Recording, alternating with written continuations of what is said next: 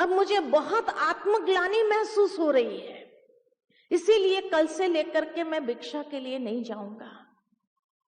तो महात्मा बुद्ध ने कहा, नहीं, अब तो तुम्हें खास जाना चाहिए कल, लेकिन तब तक कल जाने से पहले तुम अभ्यास करो, अपने मन को इतना शांत करो, इतना शांत करो, और अपने मन के हर संकल्प को सारा दिन देखते जाओ कि मेरे मन के क्या संकल्प चल रहे हैं, और अपने संकल्पों के ऊपर इतना अटेंशन रखो कि तेरे मन के अंदर कोई भी ऐसा भाव उत्पन्न न हो, ऐसा कोई भी विचार उत्पन्न न हो, ऐसा तुम अभ्यास करो।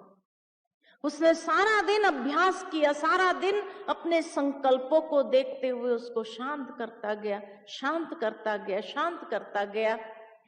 दूसरे दिन जब फिर से भिक्षा मांगने के लिए गया, उसी स्थान पर गया, और जैसे ही वो बहन ने दरवाजा खोला, उसने अपने संकल्पों को देखना शुरू कर दिया, साक्षी होकर के कि मेरे मन के अंदर कोई भी प्रकार का शुद्ध संकल्प के सिवाय कोई संकल्प उत्पन्न नहीं होना चाहिए, और इतना शुद्ध संकल्प, कोई आसक्ति भी नहीं खाने के लिए। उसने खाली इतना कहा, भिक्षाम दे। वो बहन ने फिर उसको कहा, अंदर आकर भोजन कर लीजिए। उस समय भी साक्षी होकर के वो बैठा, जो खाना जैसा मिले आज मुझे उसी को स्वीकार करना है। उसको स्वीकार किया। उसके बाद बहन ने कहा, तुम यहीं विश्राम करो। तो उस समय भी उसने अपने मन को देखना आरंभ किया, अलग हो गया अपने आप से, हर एक भाव को देखता रहा, शुद्ध भाव और शुद्ध भावना को जैसे सारे वातावरण के अंदर प्रवाहित करता रहा। और फिर जब वहां से आया तो उस समय वो बहन ने कहा कि आज तुम अपने स्थिति में पास हो गए। कहने का भाव आपके साक्षी दृष्टा की स्थिति किसको कहा जाता है कि जब हम अपने अंतर के भाव को बहुत स्पष्ट देख सकते हैं, अपने संकल्पों को खुद अलग होकर के देख सकते हैं, और जब उसको देखेंगे तो नेचुरल है, कोई भी जब नकारात्मक संकल्प नहीं होगा तो नकारात्मक भावना नहीं होगी, नकारात्मक दृष्टि नहीं होगी, नकारात्मक बुद्धि का इंटरफियरेंस नहीं होगा, और तब हमारी स्थिति सतो प्रधान अवस्था वाली स्थिति हो जाएंगी। इसीलिए बाबा कई बार कहते हैं कि साक्षी दृष्टा होने के लिए न्यारा और उपराम बनना बहुत जरूरी है। तो लगाव, जो साधन सुविधाओं से हमारा लगाव हो जाता है, चीज वस्तुओं से हमारा लगाव हो जाता है, उससे भी अपने आप को ऊपर कर देना सहज स्वाभाविक रीति से। और पांचवा है झुकाव। झुकाव कहाँ होता है? व्यक्ति के प्रति। कोई भी इंसान के स्वभाव संस्कार को देखते हुए या उसकी विशेषता को देखते हुए जब वो व्यक्ति बहुत अच्छा लगने लगता है कि ये व्यक्ति की सेवा बहुत अच्छी है, बहुत अच्छी सेवा करता है, इसकी विशेषता बहुत अच्छी है, उसके गुण बहुत अच्छे हैं, ये गुण है, और उस गुण से के प्रति झुकाव, उसकी सेवा, उसकी विशेषता के प्रति, उसके अच्छे स्वभाव के प्रति हमारा झुकाव, तो जब ये झुकाव में भी आ गए तभी भी हम साक्षी दृष्टा नहीं हो सकते। इसीलिए ये 5 बातों से अपने आप को मुक्त रखने वाला ही साक्षी दृष्टा की स्थिति सहज बना सकता है। तनाव, स्वभाव, पुराना स्वभाव, प्रभाव, लगाव और झुकाव, तो ये 5 बातों से मुक्त जो हो जाता है, या उपराम या उससे न्यारा जो हो सकता है, वो सहज ही साक्षी दृष्टा वाली स्थिति को क्रिएट कर लेता है, और जिसकी बहुत काल तक ये स्थिति बनने लगेगी, तब जाकर के हर अंतिम समय के पेपर से वो पास हो जाएगा। क्योंकि ये 5 रूप से अंतिम समय में पेपर आने ही है। चारों तरफ का नकारात्मक वातावरण इतना होगा जो वो इफेक्ट करेगा, तो हमारे अंदर भी नकारात्मक संकल्प क्रिएट कर सकता है। हमने अगर ध्यान नहीं दिया अपने संकल्पों पर, डिटैच होकर के उसको देखा नहीं, तो नेचुरल है वो हमारे स्थिति को तो इफेक्ट करेगा। इसी तरह पुराना स्वभाव संस्कार फुल फोर्स में आएंगे, दूसरों के भी टक्कर खाने के लिए आएंगे, और उसके साथ में अगर टकरा गई तो भी फेल हो जाएंगे, है ना। इसीलिए बाबा ने कहा जो ओरिजिनल सतो प्रधानता के संस्कार है, सात्विक संस्कार है, उसको इमर्ज रूप में रखो। जितना ज्यादा उसको इमर्ज रखेंगे उतना इससे फ्री हो जाएंगे। दृश्य अनेक आएंगे, उस दृश्य के प्रभाव में नहीं आओ। साधन सुविधा के लगाव में, अटैचमेंट से उसको यूज न करो। है तो भी ठीक, नहीं है तो भी ठीक, चल सकता है ना। एसी है ठीक, नहीं है तो हाथ का पंखा भी चल सकता है। उसकी अधीनता, कोई भी साधन सुविधा की अधीनता न हो, क्योंकि ये हमें अंदर से बहुत परेशान और हलचल में ला सकती है।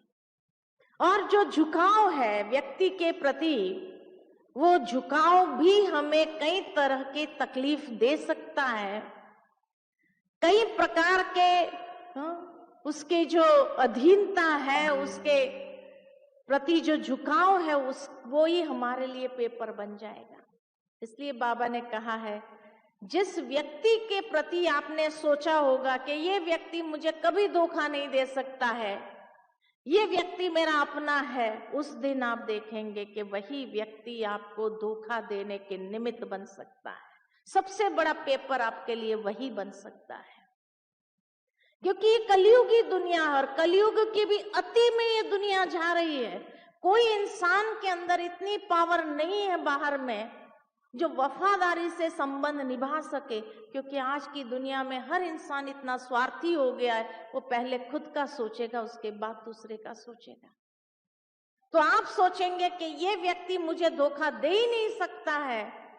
कोई भी कभी भी धोखा दे सकते हैं, है ना, स्वाभाविक है।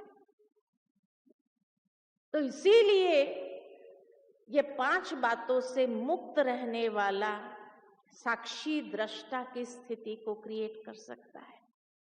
दूसरी बात, साक्षी दृष्टा की स्थिति को क्रिएट करने के लिए बाबा ने कहा, त्रिकालदर्शी स्थिति में स्थित हो जाओ। त्रिकालदर्शी स्टेज पर आ जाओ। तीनों कालों को अच्छी तरह से देखो, पास्ट, प्रेजेंट एंड फ्यूचर को, और तीनों कालों को देखते हुए नॉलेजफुल होकर के वर्तमान में मुझे क्या करना है। बाबा ने हर बात की समझ हमें दी है, विवेक दिया है, आध्यात्मिक प्रज्ञा हमें मिली है। तो उस आध्यात्मिक प्रज्ञा को यूज करते हुए उस सिचुएशन को पार करना है। इसीलिए त्रिकालदर्शी पने की स्थिति जिसकी है, तो उसके अंदर निश्चय यही रहेगा, निश्चय बुद्धि होगा कि ड्रामा का हर एक सीन जो आएगा उसमें कल्याण समाया हुआ है। मेरे साथ तो ऐसा होना ही नहीं चाहिए, मेरे साथ ऐसा क्यों हुआ, ये तो मैंने कभी सोचा ही नहीं था, ये तो स्वप्न में भी नहीं सोचा था। तो बाबा कहे कि ये सोचना मना, आप सिर्फ वर्तमान को देख रहे हैं। इतनी बात याद रखे कि जीवन में जो कुछ भी होता है, अगर आपने कुछ किया ही नहीं तो होगा ही नहीं। अच्छा, इस जन्म में नहीं किया है, कोई जन्म में तो किया होगा, जिसका फल अभी आकर के मिल रहा है। मैं तो सपने में भी नहीं सोच सकती थी कि मेरे साथ ऐसा हो सकता है।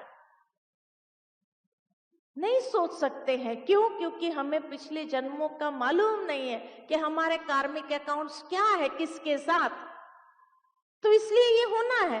तो इसीलिए त्रिकालदर्शीपन की स्थिति में स्थित होकर के, निश्चय बुद्धि होकर के, जो हो रहा है उसमें कोई न कोई कल्याण समाया हुआ, तो स्थिति निश्चिंत, और निश्चिंत जितना होंगे उतना ही साक्षी दृष्टा बनना सहज हो जाएगा। अगर निश्चिंत नहीं, इसका मतलब निश्चय बुद्धि नहीं है, और निश्चय बुद्धि नहीं है तो सिर्फ वर्तमान को देखकर हमारे मन के अंदर कई प्रकार के संकल्पों का तूफान चलना शुरू हो जाता है। तो इसलिए बाबा कहते हैं नॉलेजफुल हो जाओ। बाबा ने जो नॉलेज हमें दिया है उस नॉलेज को अप्लाई करो। बाबा ने नॉलेज खाली सुनने के लिए थोड़ी दिया है, समझने के लिए खाली थोड़ी दिया है, उसका प्रयोग करो। समय आने पर उस पॉइंट का प्रयोग करके देखो। जब उस पॉइंट का प्रयोग करके देखेंगे, उस स्वमान में स्थित हो करके देखो, तो त्रिकालदर्शी पने की स्टेज में स्थित होकर के उस दृश्य को देखेंगे तो उस समय आपके अंदर से दुआएं निकलेगी हर एक आत्मा के प्रति। कभी कोई हलचल क्रिएट नहीं हो सकती है। कोई तूफान भी आ जाता है तो वो भी आपके लिए तोहफा बन जाता है, अगर आप त्रिकालदर्शी स्थिति पर स्थित होकर के उस समय है तो वो भी आपके लिए तोहफा बन जाता है, अगर आप त्रिकालदर्शी स्थिति पर स्थित होकर के उस समय नॉलेजफुल होकर के वो नॉलेज को अप्लाई करते हैं।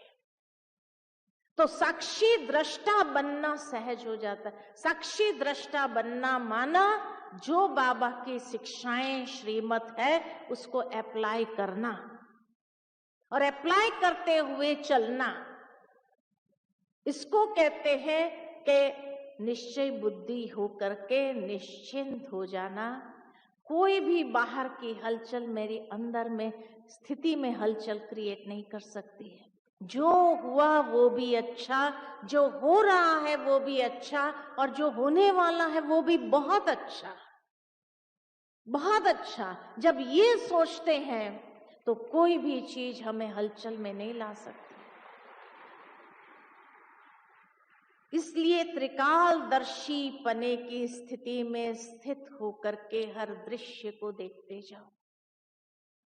तीसरी बात, साक्षीपन की स्थिति में वही रह सकता है, साक्षी दृष्टा स्थिति में वही रह सकता है जिसने बाबा को अपना साथी बनाया। इसलिए बाबा कहते साथी को साथ रखो तो साथी आपको हर बात के लिए क्या करेगा, सावधान कर देगा, आपको हर चीज के अंदर कल्याण का दृश्य दिखा देगा। क्या कल्याण है वो दिखाई देने लगेगा, और कुछ नहीं तो अनुभवी बना करके तो जा रहे हैं। तो बाबा अगर साथी है तो साथी अगर साथ है, सर्वशक्तिमान साथ है, हजार भुजा वाला आपके साथ है, तो माया आपके सामने क्या है, कुछ भी नहीं।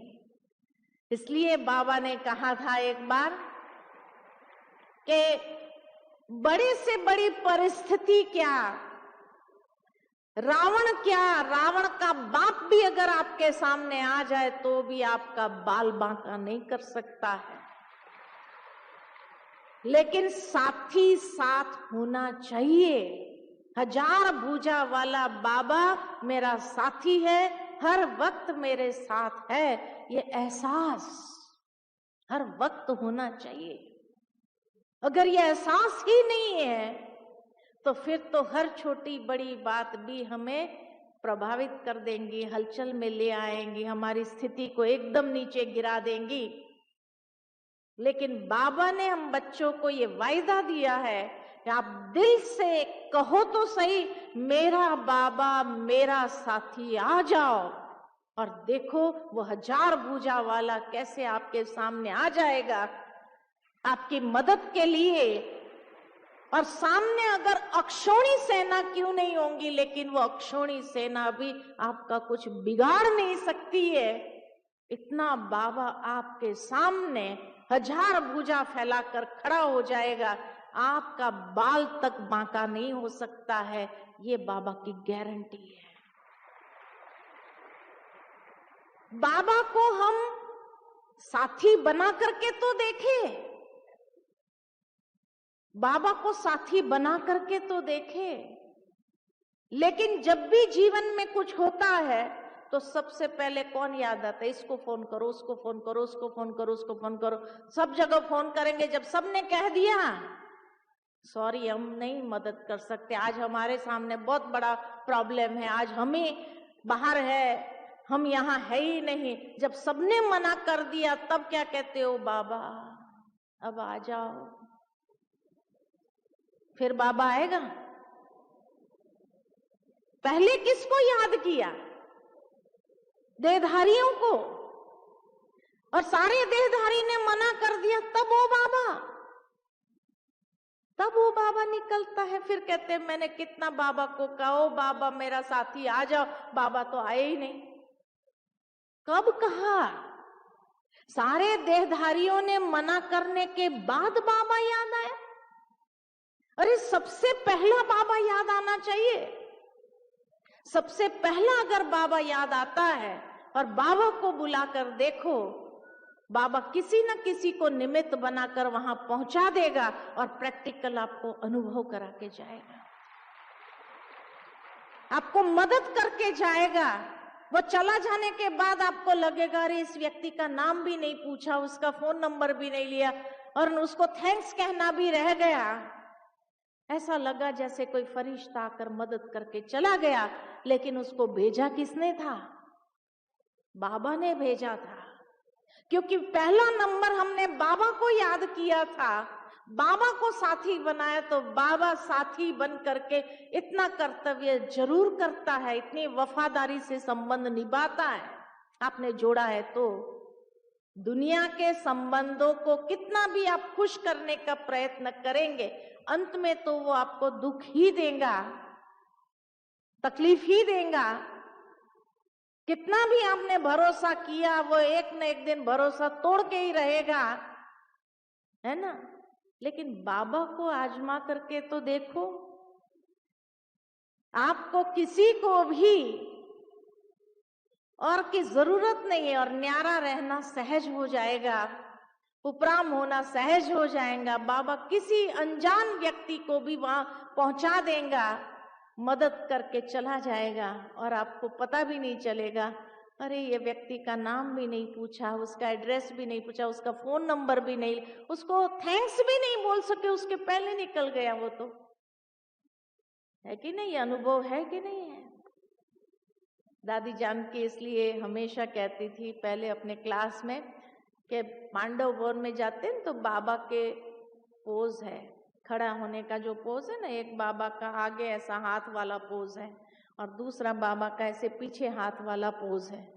तो कहा बाबा का आगे हाथ वाला पोज जो है ना, माना बाबा मदद करने के लिए खड़ा है, मदद के लिए खड़ा है कि बच्चे जो भी बात हो तुम पहले मुझे याद करो, मैं तुरंत मदद करूंगा। और जो पहले याद कर देता है तो बस हिम्मत का एक कदम बच्चे उठाते हैं और बाबा 1000 गुना मदद करने के लिए सामने आ जाता है। लेकिन जब बच्चे देहधारियों को याद करते, इसको याद किया, उसको याद किया, उसको याद किया, उसको याद किया, 10 लोगों को याद किया, सबने मना कर दिया, उसके बाद जब बाबा को कहते ओ बाबा, तो बाबा का हाथ पीछे चला जाता है। क्यों पीछे चला जाता है? कि मदद करने का जो समय का योग था वो समय का योग बीत गया, और समय का योग बीत जाने के बाद बाबा भी कुछ नहीं कर सकता है। बाबा कहते हैं अब मैं कुछ नहीं कर सकता हूं, क्योंकि वो समय का योग जो था जिसमें मैं मदद कर सकता था, वो योग पूरा हो गया। दुनिया में भी इसीलिए योग देखते हैं ना, भाई ये शुभ मुहूर्त, ये योग है, तो बाबा के मदद करने का योग उसी क्षण में होता है। और जब वो क्षण पूरी हो जाती, जब सारे देहधारी में बुद्धि अटका के रखी, ये मदद करेगा उसको फोन करो, ये मदद करेगा उसको फोन करो, वो मदद करेगा उसको फोन करो, वो मदद करेगा, जब सबने मना कर दिया तब बाबा याद आया, तब बाबा याद आया। तो इसलिए फिर बाबा का हाथ पीछे चला जाता है कि अब बच्चे मैं भी कुछ नहीं कर सकता हूं, अब जो ड्रामा दिखाए, अब जो ड्रामा दिखाए, पहले बाबा को याद करो। तो इसीलिए बाबा के ये दो पोज आपको देखने को मिलेगा, एक आगे हाथ वाला और एक पीछे हाथ वाला। आगे हाथ वाला माना बाबा मदद करने के लिए खड़ा है, बच्चे हिम्मत का एक कदम बढ़ाओ, बस आ जाओ, और बाबा मदद 1000 गुना मदद दे देगा वो समय के योग में। लेकिन वो समय का योग पूरा हो जाने के बाद फिर बाबा भी कुछ नहीं कर सकता है। इसलिए पहले किसको याद करना है? बाबा को। तो बाबा को साथी बना दो, आप साक्षी होकर के बैठेंगे और बाबा किसके द्वारा मदद करा के चला जाएगा, वो परिस्थिति पार हो जाएगी, पता भी नहीं चलेगा, पता भी नहीं चलेगा, इतना सहज कैसे पूरा हो गया। तो इसीलिए साक्षी वही रह सकता है जिसने बाबा को साथी बनाया है, वही साक्षी रह सकता है, नहीं तो नहीं रह सकता है। तो इसीलिए आप कमल फूल समान रहो, खिला हुआ पुष्प की तरह, और देखो कोई भी कीचड़ फेंकने का भी प्रयत्न करेगा ऊपर टिकेगा नहीं, ना आपके मन के अंदर हलचल क्रिएट कर सकता है, ना आपको तूफान का अनुभव करा सकता है, अचल अडोल स्थिति आपकी बन जाएगी। ये 3 बात का भी आप जीवन के अंदर प्रयोग कर लो। अपनी सतो प्रधान स्थिति, बाबा को साथी बना दो और त्रिकालदर्शी स्थिति पर स्थित हो जाओ, तो देखो साक्षी दृष्टा बनना कितना सहज और आसान हो जाएगा। और यही हर अंतिम पेपर में पास होने के लिए ये स्थिति आपको मदद करेगी। जिस चीज का अभ्यास होगा, तो अभ्यास होने से जब वो पेपर आता है तो ये अभ्यास आपको खींचता है, अभ्यास आपको खींच करके ले जाएगा और उसमें स्थित कर देगा। और जब आप उसमें स्थित हो जाएंगे तो हर पेपर को क्रॉस करना आसान हो जाएगा। ठीक है ना?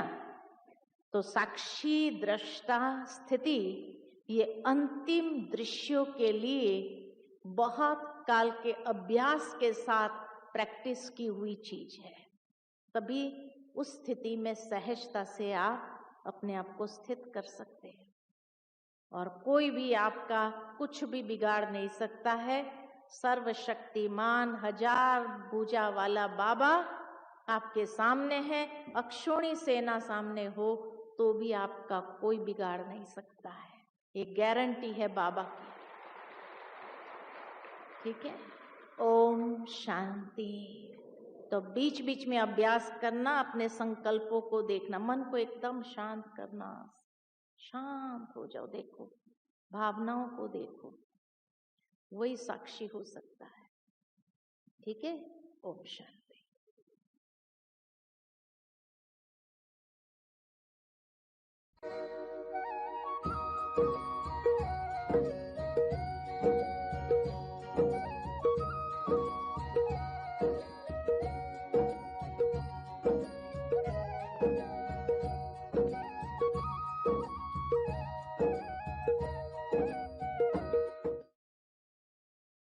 ओम शांति।